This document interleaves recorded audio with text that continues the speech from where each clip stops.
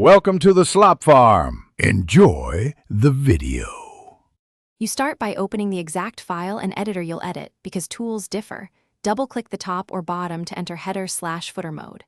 Once in, scan for content, text, page numbers, images, or section breaks that control layout.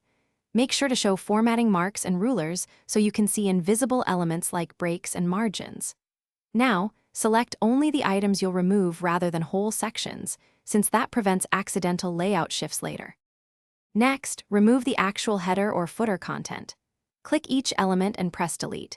For page numbers, use the numbering tool to remove them without breaking formatting.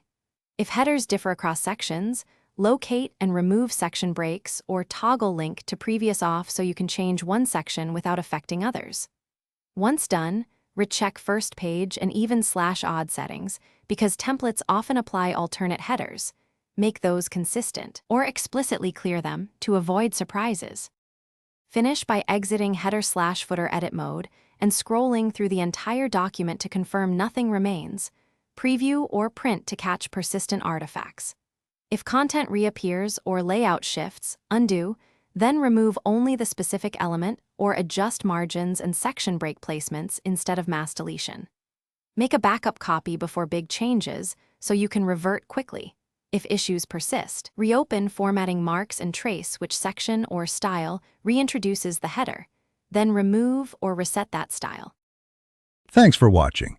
Consider subscribing if we helped you today.